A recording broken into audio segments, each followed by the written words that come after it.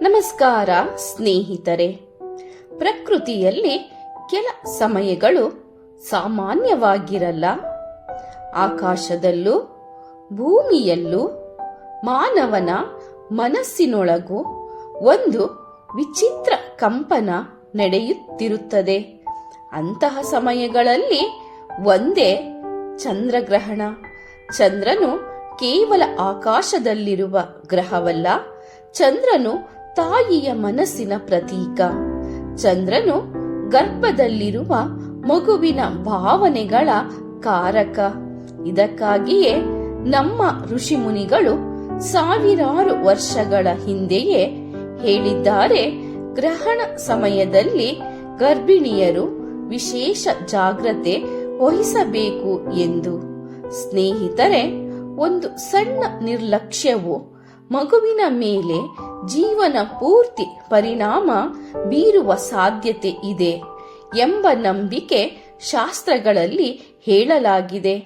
ಅದೇ ಕಾರಣಕ್ಕೆ ಮಾರ್ಚ್ 3ರಂದು ಬರುವ ಈ ಚಂದ್ರಗ್ರಹಣದ ಸಮಯದಲ್ಲಿ ಗರ್ಭಿಣಿ ತಾಯಂದಿರು ಯಾವ ಕೆಲಸ ಮಾಡಬಾರದು, ಯಾವ ನಿಯಮಗಳನ್ನು ತಪ್ಪದೆ ಪಾಲಿಸಬೇಕು, ಮಗುವಿಗೆ ರಕ್ಷೆ ನೀಡುವ ರಹಸ್ಯ ಉಪಾಯ ಯಾವುದು, ಈ ಎಲ್ಲ ಪ್ರಶ್ನೆಗಳಿಗೂ ಶಾಸ್ತ್ರ, ಜನಮಾನ್ಯ ನಂಬಿಕೆ ಮತ್ತು ಅನುಭವದ ಆಧಾರದ ಮೇಲೆ ಈ ವಿಡಿಯೋದಲ್ಲಿ ಸ್ಪಷ್ಟ ಉತ್ತರ ಕೊಡುತ್ತಿದ್ದೇವೆ.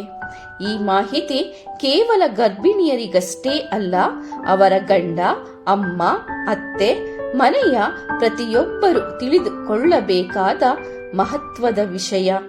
ಆದ್ದರಿಂದ ಸ್ನೇಹಿತರೆ, ಈ ವಿಡಿಯೋವನ್ನು ಕೊನೆವರೆಗೂ ನೋಡಿ. ಒಂದು ಜೀವದ ರಕ್ಷೆಗೆ ನೀವು ಕಾರಣರಾಗಿರಿ. ಭಾಗ 1: ಚಂದ್ರಗ್ರಹಣ ಮತ್ತು ಗರ್ಭಿಣಿಯರ ಸಂಬಂಧ. ಸ್ನೇಹಿತರೆ, ಚಂದ್ರಗ್ರಹಣ ಅನ್ನೋದು ಕೇವಲ ಆಕಾಶದಲ್ಲಿ ನಡೆಯುವ ದೃಶ್ಯ ಅಲ್ಲ, ಅದು ಮಾನವನ ಮನಸ್ಸಿನೊಳಗೆ ನಡೆಯುವ ಆಂತರಿಕ ಬದಲಾವಣೆಗೂ ಸಂಕೇತ. ಶಾಸ್ತ್ರಗಳ ಪ್ರಕಾರ ಚಂದ್ರನು ಮನಸ್ಸಿನ ಅಧಿಪತಿ. ಗರ್ಭಿಣಿಯ ಮನಸ್ಸಿನ ಸ್ಥಿತಿಯೇ ಗರ್ಭದಲ್ಲಿರುವ ಶಿಶುವಿನ ಬೆಳವಣಿಗೆಯ ಆಧಾರ. ಅದರರ್ಥ ಏನು ಗೊತ್ತಾ ಸ್ನೇಹಿತರೆ? ಗರ್ಭಿಣಿಯು ಸಂತೋಷದಲ್ಲಿದ್ದರೆ ಮಗು ಶಾಂತವಾಗಿರುತ್ತದೆ. ಗರ್ಭಿಣಿಯು ಭಯದಲ್ಲಿದ್ದರೆ ಮಗು ಅಸ್ಥಿರವಾಗುತ್ತದೆ. ಈ ಮಾತನ್ನು ನಮ್ಮ ಪೂರ್ವಜರು ಅನುಭವದಿಂದಲೇ ಹೇಳಿದ್ದಾರೆ. ಚಂದ್ರಗ್ರಹಣ ಸಮಯದಲ್ಲಿ ಪ್ರಕೃತಿಯ ಶಕ್ತಿಗಳು ಅಸ್ಥಿರವಾಗಿರುತ್ತವೆ. ಮನಸ್ಸಿನಲ್ಲಿ ಅನಾವಶ್ಯಕ ಭಯ, ಆತಂಕ, ದುಃಖ ಹೆಚ್ಚಾಗುತ್ತದೆ.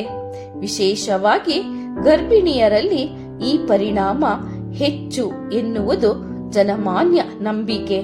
ಅದಕ್ಕಾಗಿಯೇ ಸ್ನೇಹಿತರೆ, ಇಂದಿನ ಕಾಲದಲ್ಲಿ ಗರ್ಭಿಣಿಯರನ್ನು ಗ್ರಹಣ ಸಮಯದಲ್ಲಿ ಹೊರಗೆ ಬಿಡುತ್ತಿರಲಿಲ್ಲ, ಒಂಟಿಯಾಗಿರಲು ಬಿಡುತ್ತಿರಲಿಲ್ಲ. ಶಾಂತ ವಾತಾವರಣದಲ್ಲಿ ಇರಿಸುತ್ತಿದ್ದರು. ಇದು ಭಯ ಹುಟ್ಟಿಸಲು ಅಲ್ಲ, ರಕ್ಷೆಗಾಗಿ ಮಾಡಲಾದ ಜಾಗ್ರತೆ. ಇಂದಿನ ವಿಜ್ಞಾನವೂ ಹೇಳುತ್ತದೆ, ಗರ್ಭಿಣಿಯ ಮನಸ್ಸಿನ ಒತ್ತಡ ಮಗುವಿನ ನರಮಂಡಲದ ಮೇಲೆ ಪರಿಣಾಮ ಬೀರುತ್ತದೆ ಎಂದು. ಹಾಗಾದರೆ ಶಾಸ್ತ್ರ ಹೇಳಿದ್ದು ಒಂದೇ, ವಿಜ್ಞಾನ ಹೇಳುವುದು ಒಂದೇ. ಗ್ರಹಣ ಸಮಯದಲ್ಲಿ ಗರ್ಭಿಣಿಯ ಮನಸ್ಸನ್ನು ಶಾಂತವಾಗಿಡಬೇಕು. ಅದರ ಮುಂದಿನ ಭಾಗದಲ್ಲಿ ಸ್ನೇಹಿತರೆ, ಯಾವ ತಪ್ಪುಗಳು ಮಾಡಬಾರದು, ಯಾವ ನಿಯಮ ಪಾಲಿಸಿದರೆ ಮಗುವಿಗೆ ರಕ್ಷೆ, ಯಾವ ಒಂದು ಉಪಾಯ ಅತ್ಯಂತ ಶಕ್ತಿಶಾಲಿ, ಎಲ್ಲವನ್ನೂ ಸ್ಪಷ್ಟವಾಗಿ ತಿಳಿಯೋಣ. ಭಾಗ 2: ಗ್ರಹಣ ಸಮಯದಲ್ಲಿ ಗರ್ಭಿಣಿಯರು ಮಾಡಬಾರದ 7 ದೊಡ್ಡ ತಪ್ಪುಗಳು. ಸ್ನೇಹಿತರೆ, ಗ್ರಹಣ ಸಮಯದಲ್ಲಿ ಮಾಡುವ ಕೆಲವು ಸಣ್ಣ ತಪ್ಪುಗಳು ಗರ್ಭಿಣಿಯ ಮನಸ್ಸಿನ ಮೇಲೆ, ಗರ್ಭದಲ್ಲಿರುವ ಶಿಶುವಿನ ಮೇಲೆ ಆಳವಾದ ಪರಿಣಾಮ ಬೀರುತ್ತವೆ ಎಂದು ಜನಮಾನ್ಯ ನಂಬಿಕೆ ಹೇಳುತ್ತದೆ. ಅದಕ್ಕಾಗಿ ಈಗ ಹೇಳುವ ಈ 7 ತಪ್ಪುಗಳು ಯಾವತ್ತೂ ಮಾಡಬಾರದು. ತಪ್ಪು 1, ಗ್ರಹಣ ಸಮಯದಲ್ಲಿ ಹೊರಗೆ ಹೋಗುವುದು. ಸ್ನೇಹಿತರೆ, ಗ್ರಹಣ ಸಮಯದಲ್ಲಿ ಗರ್ಭಿಣಿಯರು ಮನೆಯ ಹೊರಗೆ ಹೋಗಬಾರದು. ಚಂದ್ರನ ಕಿರಣಗಳು ನೇರವಾಗಿ ದೇಹದ ಮೇಲೆ ಬೀಳುವುದು ಅಶುಭ ಎಂದು ಶಾಸ್ತ್ರಗಳಲ್ಲಿ ಹೇಳಲಾಗಿದೆ. ಹಿಂದಿನ ಕಾಲದಲ್ಲಿ ಗರ್ಭಿಣಿಯರನ್ನು ಸಂಪೂರ್ಣ ಮನೆಯೊಳಗೆ ಶಾಂತ ವಾತಾವರಣದಲ್ಲಿ ಇರಿಸುತ್ತಿದ್ದರು. ತಪ್ಪು 2, ನಿದ್ರೆ ಮಾಡುವುದು. ಇದು ಅತ್ಯಂತ ದೊಡ್ಡ ತಪ್ಪು. ಸ್ನೇಹಿತರೆ, ಗ್ರಹಣ ಸಮಯದಲ್ಲಿ ನಿದ್ರೆ ಮಾಡಿದರೆ ಮನಸ್ಸು ದುರ್ಬಲವಾಗುತ್ತದೆ. ಅಜ್ಞಾತ ಭಯ, ದುಸ್ವಪ್ನಗಳು ಹೆಚ್ಚಾಗುತ್ತವೆ. ಗರ್ಭಿಣಿಯ ಮನಸ್ಸು ಅಸ್ಥಿರವಾದರೆ ಶಿಶುವಿಗೂ ಅದೇ ಪರಿಣಾಮ ಎಂದು ನಂಬಿಕೆ. ತಪ್ಪು 3, ಕತ್ತರಿ, ಚಾಕು, ಸೂಜಿ ಬಳಸುವುದು. ಗ್ರಹಣ ಸಮಯದಲ್ಲಿ ಹೊಲಿಗೆ, ತರಕಾರಿ ಕತ್ತರಿಸುವುದು, ಸೂಜಿ ಕೆಲಸ ಎಲ್ಲವೂ ನಿಷೇಧ. ಜನಮಾನ್ಯ ನಂಬಿಕೆಯ ಪ್ರಕಾರ ಇದರಿಂದ ಶಿಶುವಿನ ಮೇಲೆ ದೋಷ ಬರುವ ಸಾಧ್ಯತೆ ಎಂದು ಹೇಳುತ್ತಾರೆ. ತಪ್ಪು 4, ಕೂದಲು ಕತ್ತರಿಸುವುದು ಅಥವಾ ತಲೆ ಸ್ನಾನ. ಗ್ರಹಣ ಸಮಯದಲ್ಲಿ ಕೂದಲು ಕತ್ತರಿಸಬಾರದು, ತಲೆ ಸ್ನಾನ ಮಾಡಬಾರದು. ದೇಹದ ಶಕ್ತಿ ಮಟ್ಟ ಈ ಸಮಯದಲ್ಲಿ ಕಡಿಮೆ ಇರುತ್ತದೆ. ಶೀತ, ದೌರ್ಬಲ್ಯ ಉಂಟಾಗಬಹುದು. ತಪ್ಪು 5, ಆಹಾರ ಸೇವನೆ. ಇದು ಬಹಳ ಮುಖ್ಯ. ಸ್ನೇಹಿತರೆ, ಗ್ರಹಣ ಸಮಯದಲ್ಲಿ ಹೊಸ ಆಹಾರ, ಮುಂಚಿತವಾಗಿ ಮಾಡಿದ ಆಹಾರ ಯಾವುದನ್ನು ತಿನ್ನಬಾರದು. ಅಡುಗೆ ಮಾಡಿದ ಆಹಾರದಲ್ಲಿ ಶಕ್ತಿಹೀನತೆ ಬರುತ್ತದೆ ಎಂದು ಶಾಸ್ತ್ರ ಹೇಳುತ್ತದೆ. ತಪ್ಪು 6, ನಕಾರಾತ್ಮಕ ಮಾತುಗಳು ಮತ್ತು ದೃಶ್ಯಗಳು. ಗ್ರಹಣ ಸಮಯದಲ್ಲಿ ಜಗಳ, ದುಃಖದ ಮಾತು, ಭಯ ಹುಟ್ಟಿಸುವ ವಿಡಿಯೋ, ಸುದ್ದಿ ಇವೆಲ್ಲವೂ ಸಂಪೂರ್ಣ ನಿಷೇಧ. ಗರ್ಭಿಣಿಯ ಮನಸ್ಸಿಗೆ ಬರುವ ಪ್ರತಿಯೊಂದು ಭಾವನೆ ನೇರವಾಗಿ ಶಿಶುವಿಗೆ ಹೋಗುತ್ತದೆ ಎಂಬ ನಂಬಿಕೆ ಇದೆ. ತಪ್ಪು 7, ಒಂಟಿಯಾಗಿ ಕುಳಿತು ಭಯಪಡುವುದು. ಕೆಲವರು ಗ್ರಹಣ ಎಂದರೆ ಒಂಟಿಯಾಗಿ ಕುಳಿತು ಅನಾವಶ್ಯಕವಾಗಿ ಭಯಪಡುತ್ತಾರೆ. ಇದು ಅತ್ಯಂತ ಅಪಾಯಕಾರಿ. ಗರ್ಭಿಣಿಯರು ಈ ಸಮಯದಲ್ಲಿ ಕುಟುಂಬದವರ ಜೊತೆಗೆ ಧೈರ್ಯ, ಪ್ರೀತಿ ಇರುವ ವಾತಾವರಣದಲ್ಲಿ ಇರಬೇಕು. ಸ್ನೇಹಿತರೆ, ಈ 7 ತಪ್ಪುಗಳನ್ನು ತಪ್ಪಿಸಿದರೆ ಮಾತ್ರ ಮುಂದಿನ ಭಾಗದಲ್ಲಿ ಹೇಳುವ ರಕ್ಷಾ ನಿಯಮಗಳು ಪರಿಣಾಮಕಾರಿಯಾಗುತ್ತವೆ. ಮುಂದಿನ ಭಾಗದಲ್ಲಿ ಗರ್ಭಿಣಿಯರು ಪಾಲಿಸಬೇಕಾದ ಅತ್ಯಂತ ಮಹತ್ವದ ರಕ್ಷಾ ನಿಯಮಗಳು ಒಂದೊಂದಾಗಿ ವಿವರಿಸುತ್ತೇನೆ. ಭಾಗ 3, ಗರ್ಭಿಣಿಯರು ಪಾಲಿಸಬೇಕಾದ 6 ರಕ್ಷಾ ನಿಯಮಗಳು. ಗ್ರಹಣ ಸಮಯದಲ್ಲಿ ಭಯಪಡುವುದಕ್ಕಿಂತ ಸರಿಯಾದ ನಿಯಮ ಪಾಲಿಸುವುದೇ ನಿಜವಾದ ರಕ್ಷೆ. ಈಗ ಹೇಳುವ ಈ 6 ನಿಯಮಗಳು ಶಾಸ್ತ್ರ, ಜನಮಾನ್ಯ ನಂಬಿಕೆ ಮತ್ತು ಅನುಭವದ ಆಧಾರದ ಮೇಲೆ ರೂಪುಗೊಂಡವು. ರಕ್ಷಾ ನಿಯಮ 1, ಮನೆಯೊಳಗೆ ಶಾಂತ ವಾತಾವರಣದಲ್ಲಿ ಇರಬೇಕು. ಗ್ರಹಣ ಆರಂಭವಾಗುವ ಮೊದಲೇ ಗರ್ಭಿಣಿಯರು ಮನೆಯೊಳಗೆ ಇರಬೇಕು. ಹೆಚ್ಚು ಗಾಳಿ ಇಲ್ಲದ ಕೋಣೆ, ಅತಿ ಹೆಚ್ಚು ಜನರ ಗಲಾಟೆ ಇಲ್ಲದ ಸ್ಥಳ, ಶಾಂತ ಸುರಕ್ಷಿತ ವಾತಾವರಣ. ಇದರಿಂದ ಮನಸ್ಸು ಸ್ಥಿರವಾಗಿರುತ್ತದೆ. ರಕ್ಷಾ ನಿಯಮ 2, ಭಕ್ತಿಗೀತೆ ಅಥವಾ ಮಂತ್ರ ಶ್ರವಣ. ಸ್ನೇಹಿತರೆ, ಈ ಸಮಯದಲ್ಲಿ ಜೋರಾಗಿ ಜಪ ಬೇಡ. ಮನಸ್ಸಿಗೆ ಶಾಂತಿ ಕೊಡುವ ಧ್ವನಿ ಸಾಕು. ಉದಾಹರಣೆಗೆ ಓಂ ನಮಃ ಶಿವಾಯ, ರಾಮ ರಾಮ ಮೃದು ಭಕ್ತಿ ಗೀತೆ ಕೇಳುವುದರಿಂದಲೇ ಮನಸ್ಸಿನ ಅಸ್ಥಿರತೆ ಕಡಿಮೆಯಾಗುತ್ತದೆ. ರಕ್ಷಾ ನಿಯಮ 3. ತುಳಸಿ ಎಲೆ ಅಥವಾ ಗಂಗಾಜಲ ಹತ್ತಿರ ಇರಲಿ. ಗ್ರಹಣ ಶುರುವಾಗುವ ಮುನ್ನ 1 ತುಳಸಿ ಎಲೆ ಅಥವಾ ಸ್ವಲ್ಪ ಗಂಗಾಜಲ, ಇವೆರಡರಲ್ಲಿ ಯಾವುದನ್ನಾದರೂ ಹತ್ತಿರ ಇಟ್ಟುಕೊಳ್ಳಬೇಕು. ಜನಮಾನ್ಯ ನಂಬಿಕೆ, ಇದು ನಕಾರಾತ್ಮಕ ಶಕ್ತಿಯಿಂದ ರಕ್ಷಿಸುತ್ತದೆ. ರಕ್ಷಾ ನಿಯಮ 4.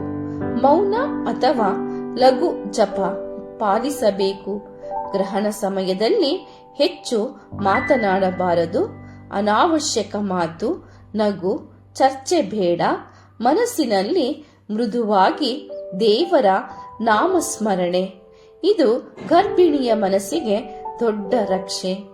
ರಕ್ಷಾ ನಿಯಮ 5. ಹೃದಯದ ಬಳಿ ಕೈ ಇಟ್ಟು ಪ್ರಾರ್ಥನೆ, ಇದು ಅತ್ಯಂತ ಸರಳ ಆದರೆ ಶಕ್ತಿಶಾಲಿ ನಿಯಮ. 1 ಕೈ ಹೃದಯದ ಮೇಲೆ, ಇನ್ನೊಂದು ಕೈ ಹೊಟ್ಟೆಯ ಮೇಲೆ. ಮನಸ್ಸಿನಲ್ಲಿ ನನ್ನ ಮಗುವಿಗೆ ರಕ್ಷೆ ಕೊಡು ದೇವರೇ ಎಂದು ಪ್ರಾರ್ಥಿಸಿ. ತಾಯಿಯ ಭಾವನೆ ನೇರವಾಗಿ ಮಗುವಿಗೆ ಹೋಗುತ್ತದೆ. ರಕ್ಷಾ ನಿಯಮ 6. ಗ್ರಹಣ ಮುಗಿದ ತಕ್ಷಣ ಶುದ್ಧ ಸ್ನಾನ. ಗ್ರಹಣ ಮುಗಿದ ಮೇಲೆ ಶುದ್ಧ ನೀರಿನಲ್ಲಿ ಸ್ನಾನ, ಶುದ್ಧ ಅಥವಾ ಹೊಸ ಬಟ್ಟೆ ಧರಿಸಬೇಕು. ನಂತರ ದೀಪ ಹಚ್ಚಿ ದೇವರಿಗೆ ಕೃತಜ್ಞತೆ ಸಲ್ಲಿಸಿ. ಇದರಿಂದ ಮನಸ್ಸು ಸಂಪೂರ್ಣ ಹಗುರವಾಗುತ್ತದೆ. ಈ 6 ರಕ್ಷಾ ನಿಯಮಗಳನ್ನು ನಿಷ್ಠೆಯಿಂದ ಪಾಲಿಸಿದರೆ ಗ್ರಹಣ ಸಮಯವು ಭಯಂಕರವಲ್ಲ, ಅದು ಕೇವಲ ಒಂದು ಸಮಯ ಮಾತ್ರ. ಮುಂದಿನ ಭಾಗದಲ್ಲಿ ಗ್ರಹಣ ಮುಗಿದ ನಂತರ ಮಾಡಬೇಕಾದ ಶುಭ ಕಾರ್ಯಗಳು, ಗರ್ಭಿಣಿಯರು ತಪ್ಪದೇ ತಿಳಿದುಕೊಳ್ಳಬೇಕಾದ ಮಾಹಿತಿ ಬರುತ್ತದೆ. ಭಾಗ 4 ಗ್ರಹಣ ನಂತರ ಮಾಡಬೇಕಾದ ಶುಭ ಕಾರ್ಯಗಳು. ಗ್ರಹಣ ಮುಗಿದ ಕ್ಷಣದಿಂದಲೇ ಪ್ರಕೃತಿ ಮತ್ತೆ ಸಾಮಾನ್ಯ ಸ್ಥಿತಿಗೆ ಬರುತ್ತದೆ. ಮನಸ್ಸಿನ ಭಯ, ಅಶಾಂತಿ ನಿಧಾನವಾಗಿ ದೂರವಾಗುತ್ತದೆ. ಈ ಸಮಯದಲ್ಲಿ ಗರ್ಭಿಣಿಯರು ಮಾಡುವ ಕೆಲವು ಶುಭ ಕಾರ್ಯಗಳು ಮನಸ್ಸಿಗೆ ಶಾಂತಿ, ಗರ್ಭದಲ್ಲಿರುವ ಶಿಶುವಿಗೆ ಧನಾತ್ಮಕ ಶಕ್ತಿ ನೀಡುತ್ತವೆ ಎಂದು ನಂಬಿಕೆ. ಶುದ್ಧ ನೀರಿನಲ್ಲಿ ಸ್ನಾನ. ಗ್ರಹಣ ಮುಗಿದ ತಕ್ಷಣ ಶುದ್ಧ ನೀರಿನಲ್ಲಿ ಸ್ನಾನ ಮಾಡಬೇಕು. ತಲೆ ಸ್ನಾನ ಸಾಧ್ಯವಿಲ್ಲದಿದ್ದರೆ ಕನಿಷ್ಠ ಕಾಲು, ಕೈ, ಮುಖ ತೊಳೆಯಬೇಕು. ಇದನ್ನು ಶುದ್ಧೀಕರಣ ಎಂದು ಪರಿಗಣಿಸಲಾಗುತ್ತದೆ. ದೀಪ ಹಚ್ಚಿ ಪ್ರಾರ್ಥನೆ. ಸ್ನಾನ ನಂತರ ಮನೆಯಲ್ಲಿ ಒಂದು ದೀಪ ಹಚ್ಚಿ ದೇವರ ಮುಂದೆ ಅಥವಾ ಮನಸ್ಸಿನಲ್ಲಿ ಕೃತಜ್ಞತೆಯಿಂದ ಪ್ರಾರ್ಥನೆ ಮಾಡಿ. ನನ್ನ ಮಗುವನ್ನು ರಕ್ಷಿಸಿದ್ದಕ್ಕಾಗಿ ಧನ್ಯವಾದಗಳು ದೇವರೇ. ಈ ಭಾವನೆ ಮನಸ್ಸಿಗೆ ಅಪಾರ ಶಾಂತಿ ಕೊಡುತ್ತದೆ. ಮನೆಯಲ್ಲಿ ಲಘು ಸ್ವಚ್ಛತೆ, ಭಾರೀ ಸ್ವಚ್ಛತೆ ಬೇಡ, ಕೇವಲ ಲಘು ಸ್ವಚ್ಛತೆ ಸಾಕು. ಕಿಟಕಿ ತೆರೆದು ಗಾಳಿ ಬಿಡಿ, ಮನೆಯೊಳಗೆ ಬೆಳಕು ಬರಲಿ, ವಾತಾವರಣ ಶುದ್ಧವಾಗುತ್ತದೆ. ಸಿಹಿ ಪದಾರ್ಥ ಸೇವನೆ. ಗ್ರಹಣ ಸಮಯದಲ್ಲಿ ಉಪವಾಸವಿದ್ದರೆ ಮಾತ್ರ ಗ್ರಹಣ ಮುಗಿದ ಮೇಲೆ ಸ್ವಲ್ಪ ಬೆಲ್ಲ, ಹಾಲು, ಹಣ್ಣು, ಸಣ್ಣ ಸಿಹಿ, ಇದರಿಂದ ದೇಹಕ್ಕೆ ಶಕ್ತಿ ಬರುತ್ತದೆ. ಗರ್ಭಿಣಿಯ ಆರೋಗ್ಯದ ಪ್ರಕಾರ ದಾನ, ದಯ, ಪುಣ್ಯ ಕಾರ್ಯ. ಸಾಧ್ಯವಿದ್ದರೆ ಹಸುವಿಗೆ ಆಹಾರ, ಪಕ್ಷಿಗಳಿಗೆ ಧಾನ್ಯ, ಇಲ್ಲದಿದ್ದರೆ ಮನಸ್ಸಿನಲ್ಲಿ ದಾನ ಮಾಡುವ ಸಂಕಲ್ಪ ಸಾಕು. ಪುಣ್ಯದ ಭಾವನೆ ಮನಸ್ಸಿಗೆ ಧೈರ್ಯ ಕೊಡುತ್ತದೆ. ಶಾಂತ ಸಂಗೀತ ಅಥವಾ ಭಕ್ತಿ ಗೀತೆ. ಗ್ರಹಣ ನಂತರ ಮೃದುವಾದ ಸಂಗೀತ, ಶಾಂತ ಭಕ್ತಿ ಗೀತೆ ಕೇಳಿ. ಇದು ಗರ್ಭಿಣಿಯ ಮನಸ್ಸನ್ನು ಸಂಪೂರ್ಣ ಸಮತೋಲನಕ್ಕೆ ತರುತ್ತದೆ. ಗ್ರಹಣದ ನಂತರ ಮಾಡುವ ಈ ಸಣ್ಣ ಶುಭ ಕಾರ್ಯಗಳು ದೊಡ್ಡ ಧನಾತ್ಮಕ ಪರಿಣಾಮ ಕೊಡುತ್ತವೆ. ಮುಂದಿನ ಭಾಗದಲ್ಲಿ ಗರ್ಭಿಣಿಯರಿಗಾಗಿ ಅತ್ಯಂತ ರಹಸ್ಯ ರಕ್ಷಾ ಉಪಾಯ. ಒಂದೇ ಒಂದು ಉಪಾಯ, ಆದರೆ ತುಂಬಾ ಶಕ್ತಿಶಾಲಿ. ಭಾಗ 5, ಗರ್ಭಿಣಿಯರಿಗಾಗಿ ರಹಸ್ಯ ರಕ್ಷಾ ಉಪಾಯ. ಸ್ನೇಹಿತರೆ, ಇದುವರೆಗೆ ನಾವು ಮಾಡಬಾರದ ತಪ್ಪುಗಳು, ಪಾಲಿಸಬೇಕಾದ ನಿಯಮಗಳು, ಗ್ರಹಣ ನಂತರದ ಶುಭ ಕಾರ್ಯಗಳು ಎಲ್ಲವನ್ನೂ ತಿಳಿದುಕೊಂಡಿದ್ದೇವೆ. ಈಗ ಹೇಳೋದು ಬಹಳ ಸರಳ, ಆದರೆ ಅತ್ಯಂತ ಶಕ್ತಿಶಾಲಿ ರಕ್ಷಾ ಉಪಾಯ. ನಮ್ಮ ಹಿರಿಯ ತಾಯಂದಿರು ಮೌನವಾಗಿ ಪಾಲಿಸಿಕೊಂಡು ಬಂದ ರಹಸ್ಯ ಉಪಾಯ. ಹಂತ ಹಂತವಾಗಿ ಗ್ರಹಣ ಶುರುವಾಗುವ 10 ನಿಮಿಷ ಮೊದಲು ಒಂದು ಕೆಂಪು ಬಟ್ಟೆ ತೆಗೆದುಕೊಳ್ಳಿ, ಇಲ್ಲದಿದ್ದರೆ ಹಳದಿ ಬಟ್ಟೆಯೂ ಸರಿ. ಅದರಲ್ಲಿ ಒಂದು ತುಳಸಿ ಎಲೆ, ಒಂದು ಅಕ್ಕಿ ಕಾಳು, ಇವೆರಡನ್ನು ಸೇರಿಸಿ ಒಂದು ಗಂಟು ಕಟ್ಟಬೇಕು. ಈ ಗಂಟನ್ನು ಗರ್ಭಿಣಿಯ ಬಲಗೈಯಲ್ಲಿ ಹಿಡಿಸಿ ಅಥವಾ ಹತ್ತಿರದಲ್ಲೇ ಇಟ್ಟುಕೊಳ್ಳಿ. ಆ ಕ್ಷಣದಲ್ಲಿ ಮಾಡುವ ಪ್ರಾರ್ಥನೆ. ಗರ್ಭಿಣಿಯು ಮನಸ್ಸಿನಲ್ಲಿ ಮೃದುವಾಗಿ ಹೇಳಬೇಕು, ನನ್ನ ಮಗುವಿಗೆ ರಕ್ಷೆ ಕೊಡು ದೇವರೇ, ನನ್ನ ಮನಸ್ಸಿಗೆ ಶಾಂತಿ ಕೊಡು. ಜೋರಾಗಿ ಜಪ ಬೇಡ, ಮನಸ್ಸಿನ ಭಾವನೆ ಸಾಕು. ಗ್ರಹಣ ಮುಗಿದ ನಂತರ ಏನು ಮಾಡಬೇಕು? ಗ್ರಹಣ ಸಂಪೂರ್ಣ ಮುಗಿದ ಮೇಲೆ ಶುದ್ಧ ಸ್ನಾನ ಮಾಡಿ ಆ ಗಂಟನ್ನು ತೆಗೆದುಕೊಂಡು ಹರಿಯುವ ನೀರಿಗೆ ಬಿಡಿ, ಅಥವಾ ಮರದ ಬೇರು ಬಳಿ ಹೂತು ಬಿಡಿ. ಮನೆಯೊಳಗೆ ಇಟ್ಟುಕೊಳ್ಳಬಾರದು. ಈ ಉಪಾಯದ ಹಿಂದಿನ ಭಾವಾರ್ಥ. ಸ್ನೇಹಿತರೆ, ಇದು ಮಾಂತ್ರಿಕತೆ ಅಲ್ಲ, ಭರವಸೆ ಮತ್ತು ರಕ್ಷಣೆಯ ಸಂಕಲ್ಪ. ತಾಯಿಯ ಮನಸ್ಸಿಗೆ ಧೈರ್ಯ, ಮಗುವಿಗೆ ಶಾಂತ ಶಕ್ತಿ, ಭಯ ದೂರ ಮಾಡುವ ಮಾನಸಿಕ ಬಲ. ಇದನ್ನೇ ನಮ್ಮ ಪೂರ್ವಜರು ರಕ್ಷಾ ಸಂಸ್ಕಾರ ಎಂದು ಕರೆಯುತ್ತಿದ್ದರು. ಸ್ನೇಹಿತರೆ, ಈ ಒಂದು ಉಪಾಯ 1000 ಮಾತಿಗಿಂತ ಶಕ್ತಿಶಾಲಿ. ತಾಯಿಯ ಮನಸ್ಸಿಗೆ ಅಪಾರ ಶಾಂತಿ ಕೊಡುವುದು ಖಚಿತ. ಚಂದ್ರಗ್ರಹಣ ಅನ್ನೋದು ಭಯಪಡುವ ವಿಷಯ ಅಲ್ಲ, ಜಾಗ್ರತೆಯಿಂದ ಇರಬೇಕಾದ ಸಮಯ ಮಾತ್ರ. ಗರ್ಭಿಣಿ ತಾಯಿಯ ಮನಸ್ಸು ಶಾಂತವಾಗಿದ್ದರೆ ಗರ್ಭದಲ್ಲಿರುವ ಶಿಶುವಿಗೂ ಅದೇ ಶಾಂತಿ. ಇದೇ ಈ ಸಂಪೂರ್ಣ ವಿಡಿಯೋ ಕೊಡುವ ಅತಿ ದೊಡ್ಡ ಸಂದೇಶ. ನಾವು ಹೇಳಿದ ನಿಯಮಗಳು ಭಯ ಹುಟ್ಟಿಸಲು ಅಲ್ಲ, ಒತ್ತಡ ಕೊಡಲು ಅಲ್ಲ, ತಾಯಿಯ ಮನಸ್ಸಿಗೆ ಧೈರ್ಯ ಕೊಡಲು, ಮಗುವಿಗೆ ರಕ್ಷೆಯ ಭಾವನೆ ನೀಡಲು. ಇಂದಿನ ಕಾಲದಲ್ಲಿ ವೈದ್ಯಕೀಯ ಚಿಕಿತ್ಸೆ ಮುಖ್ಯ, ಅದರ ಜೊತೆಗೆ ತಾಯಿಯ ಮನಸ್ಸಿನ ಸ್ಥಿರತೆ ಇನ್ನೂ ಮುಖ್ಯ. ಗ್ರಹಣ ಸಮಯದಲ್ಲಿ ಕುಟುಂಬದವರು ಒಂದು ಮಾತು ನೆನಪಿಡಿ, ಗರ್ಭಿಣಿಯರ ಬಳಿ ಭಯದ ಮಾತು ಬೇಡ, ಅಶುಭ ಕಥೆಗಳು ಬೇಡ, ನಕಾರಾತ್ಮಕ ವಿಚಾರಗಳು ಬೇಡ. ಬದಲಿಗೆ ಪ್ರೀತಿ, ಧೈರ್ಯ. ಒಂದು ತಾಯಿಯ ಮನಸ್ಸು ಬಲವಾಗಿದ್ದರೆ ಒಂದು ಪೀಳಿಗೆಯೇ ಬಲವಾಗುತ್ತದೆ. ಈ ವಿಡಿಯೋ ನಿಮಗೆ ಉಪಯುಕ್ತವಾಗಿದೆ ಅಂದರೆ ಲೈಕ್ ಮಾಡಿ, ಗರ್ಭಿಣಿಯರಿರುವ ಪ್ರತಿಯೊಂದು ಮನೆಗೂ ಶೇರ್ ಮಾಡಿ, ಹಾಗೂ ನಮ್ಮ ಚಾನಲ್ ಸಬ್ಸ್ಕ್ರೈಬ್ ಮಾಡಿ. ಇಂತಹ ರಕ್ಷಾ ಮಾಹಿತಿ ನಿರಂತರವಾಗಿ ಪಡೆಯಲು ದೇವರು ಪ್ರತಿಯೊಂದು ತಾಯಿಗೂ ಆರೋಗ್ಯ, ಧೈರ್ಯ, ಸುಖ ಪ್ರಸವ ಕೊಡಲಿ ಎಂದು ಪ್ರಾರ್ಥಿಸುತ್ತಾ ನಿಮ್ಮನ್ನು ಆಶೀರ್ವದಿಸುತ್ತಾ ನಮಸ್ಕಾರ.